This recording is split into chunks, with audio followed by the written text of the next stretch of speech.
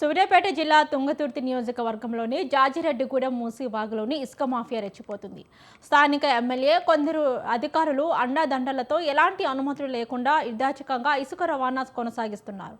ఇక నిబంధనలను బొందపెట్టి వందలాది లారీల్లోని ఇసుకను తరలిస్తూ ప్రభుత్వ ఖజానాకు గండి కొడుతున్నారు. పరిసర ప్రాంతాల్లోని ఇష్టారాజ్యంగా ఇసుకను డంపింగ్ చేసి సొమ్ము చేసుకుంటున్న మైనింగ్, రెవెన్యూ అధికారులు నిమ్మకు నీరెత్తినట్లు వ్యవహరిస్తున్నారు. పేరుకే ఒక్క ఇసుక డంపును సీజ్ చేసి చేతులు దులుపుకుంటున్న అధికారులు మిగతా అక్రమ డంపింగ్ గుట్టల వైపు కనీసం కన్నెత్తి చూడకపోవడంపై తీవ్ర విమర్శలు వ్యక్తమవుతున్నాయి. ఇక అన్ని ఇసుక రీచ్లకు ఒకటే మాఫియా డాన్గా చలామణి అవుతూ ప్రజాధనాన్ని కొల్లగొడుతున్నాడని స్థానికులు ఆరోపిస్తున్నారు. ఇప్పటికైనా జిల్లా కలెక్టర్ స్పందించే ఇసుక పర్మిషన్లపై విచారణ జరిపి అక్రమాలపై కఠిన చర్యలు తీసుకోవాలని ప్రజలు డిమాండ్ చేస్తున్నారు.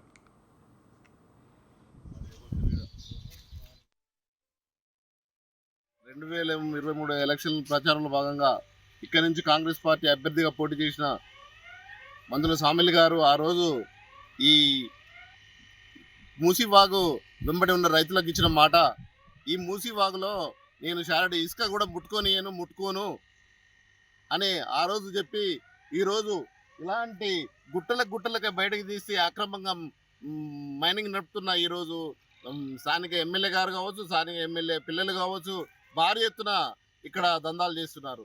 ఇదే కాదు, ఇది ఒకటి మాత్రమే సీల్ చేయడం జరిగింది. ఇలాంటి గుట్టలు భారీ ఎత్తున ప్రతి డ్యాంలో ప్రతి దాంట్లో ఇదే భాగవతం, ఇదే మొత్తం మైనింగ్ వ్యవస్థనే బూజుపట్టే విధంగా ఈరోజు ఇక్కడ తయారు చేశారు.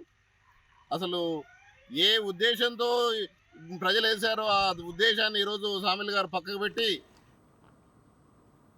రైట్. మరి ఇదే అంశానికి సంబంధించి మరింత సమాచారాన్ని మా ప్రతినిధి సైదులు అందిస్తారు. సైదులు. ఎస్ భవాని, తుంగతుర్తి నియోజకవర్గ పరిధిలో అయితే మూసీవాగులో ఉన్నటువంటి ఏదైతే ఇసుకకు సంబంధించి కూడా దాదాపుగా ఇప్పటికే రాత్రనక పగలనక కూడా ఇసుక మాఫియా అయితే రెచ్చిపోతుందని చెప్పొచ్చు. దీనికి సంబంధించి కూడా జాజిరెడ్డిగూడెం కావచ్చు, అక్కడ టోటల్ గా అరవపల్లి, జాజిరెడ్డిగూడెం ఆ పరిధిలో టోటల్ గా కూడా ఉన్నటువంటి ఇసుకకు సంబంధించి కూడా యథేచ్ఛగా ఎలాంటి అనుమతులు లేకుండా కూడా అక్రమ ఇసుక రవాణా జోరుగా సాగుతుంది. దీనికి సంబంధించి ఇష్టానుసారంగా అక్కడ డంపింగ్లు చేస్తూ ఇతర ప్రాంతాలకు తరలిస్తున్నటువంటి పరిస్థితి ప్రధానంగా కనిపిస్తుంది. దీనికి సంబంధించి కూడా ఎలాంటి అనుమతులు లేకుండా ఇష్టానుసారంగా వ్యవహరిస్తున్నటువంటి తీరుకు సంబంధించి కూడా పోలీసులకు కంప్లైంట్ చేసినా కానీ, అక్కడ స్థానికంగా ఉన్నటువంటి రెవెన్యూకు కంప్లైంట్ చేసినా కానీ పట్టించుకోలేనటువంటి పరిస్థితి ప్రధానంగా కనిపిస్తుంది. దీనికి సంబంధించి కూడా అయితే అక్కడ ఉన్నటువంటి ఇసుకకు సంబంధించి కూడా ట్రాక్టర్ నుంచి తీసుకొచ్చినటువంటి ఇసుకని ఒక ప్రాంతంలో డంపింగ్లు చేస్తూ లారీలతోటి ఇతర ప్రాంతాలకు తరలిస్తున్నటువంటి నేపథ్యంలో కూడా దీనికి సంబంధించి ఎలాంటి ఎలాంటి అనుమతులు లేకుండా అక్రమంగా డంపు చేసినటువంటి ఇసుక పైన ఇప్పటికీ సీజ్ చేయాలంటూ స్థానికంగా ఉన్నటువంటి ప్రజలు డిమాండ్ చేస్తున్నటువంటి పరిస్థితి కనిపిస్తోంది. దీనికి సంబంధించి ఎమ్మెల్యే దానికి సంబంధించినటువంటి అధికార బలాన్ని చూసుకొని ఇప్పటికే గతంలో కూడా చూడొచ్చు, అక్కడ ఉన్నటువంటి స్థానిక ఎమ్మెల్యే మందుల సామిల్ నియోజకవర్గం అక్కడ ఇసుక రీచ్ కు సంబంధించినటువంటి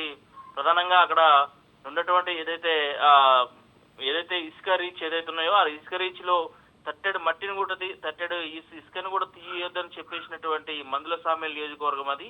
టోటల్ గా అక్కడనే మళ్ళీ ఇలాంటి మాఫియా రెచ్చిపోవడం ఇది చర్చనీయాంశంగా మారింది. ప్రధానంగా అక్కడ ఉన్నటువంటి ఎవరైతే ఎమ్మెల్యే పేరు ప్రధానంగా చెప్పుకొని ఒక పెద్ద ఎత్తున అక్రమ ఇసుక రవాణా జరుగుతుందనేసి ఆరోపణలు వినిపిస్తున్నప్పటికీ దీనికి సంబంధించి ఒక మాఫియా లెక్క చలామణి అవుతూ ఇసుకని దోచుకుంటున్నారనే పరిస్థితి అయితే ప్రధానంగా కనిపిస్తోంది. మొత్తంగా ప్రభుత్వ